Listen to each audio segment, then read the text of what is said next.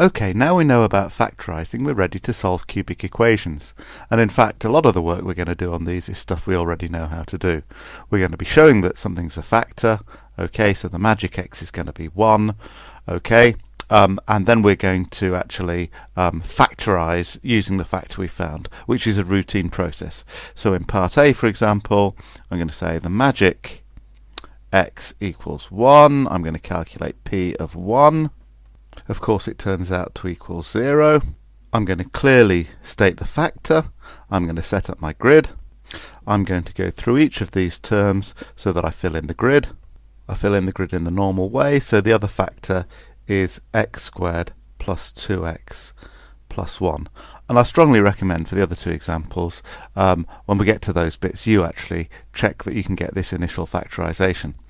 Okay, so I've factorised my cubic equation. Remember, this is equal to 0. This is equal to 0.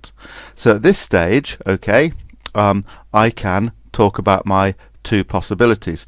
You may want to look and see if this obviously factorises, but we can always do the possibilities at this stage. So we've got two things that multiply to give 0. So either x minus 1 equals 0, okay, or x squared plus 2x minus 1 equals 0. So here's one solution. This leads to x equals 1. Okay, but this is now a quadratic, so I've got to solve a quadratic equation. So the first thing to look at is, does it factorise? And the answer is, I need to write it down correctly with plus signs, and then it does factorise beautifully as x plus 1 times itself equals 0. So the two possibilities here is that x plus 1 equals 0, or the same again, x plus 1 equals 0.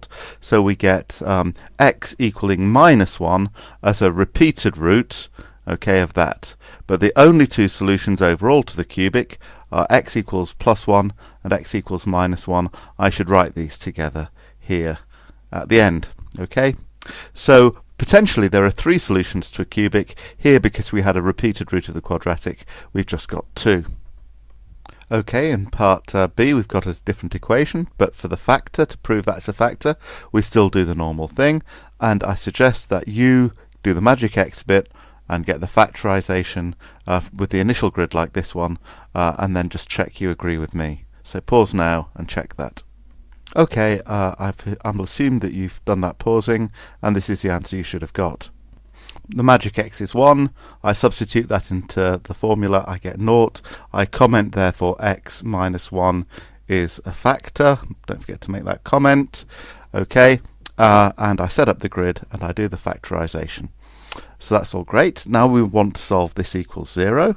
So the possibilities are either x minus 1 equals 0, giving the solution x equals 1, or the quadratic factor equals 0. But this time, however much I try to factorise this quadratic, I can't. Okay, I can check it does have two solutions. I could use a discriminant. Okay, because it has two solutions, in fact, I'm going to find them directly using the quadratic formula. So I set up my a, b and c, minus b plus or minus b squared minus 4ac all over 2a gives me minus 3 plus or minus, this is 9 minus 4, so it's the square root of 5 all over 2. I'm rushing through that because I assume you're okay at using the formula.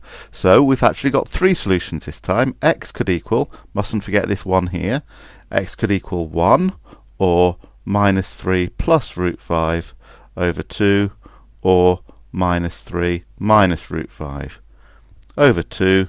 So I've got the maximum 3 solutions of my cubic. Okay, just one more to do.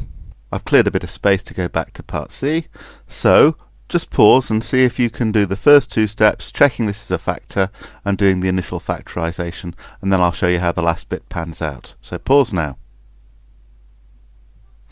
Okay, I'll assume you've done that. So you should have decided the magic x was 1, plugged it in, got 0 and drawn this conclusion. When you do the grid, don't forget that we do need to consider x squareds. There are none in this equation, but to balance this minus x squared, I do need a plus x squared. So the grid finishes off like this, leading to this factorisation. And of course, I'm solving this equals 0, so I have 2 possibilities. So my possibilities are x minus 1 equaling 0, leading to x equals 1, or that the quadratic bracket equals 0.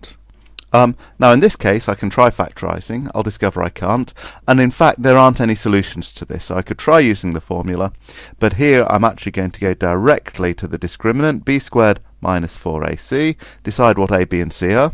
So a is 1, b is 2, b is also 1, c is 2, so that b squared minus 4ac is 1 squared minus 4 times 1 times 2, which is 1 minus 8, which is minus 7, therefore no roots. Okay, no real roots to this quadratic. But don't forget that I did find a root to the cubic. The first possibility gave me that. There are no more answers from the other possibility, therefore x equals 1 only is my solution to this particular cubic.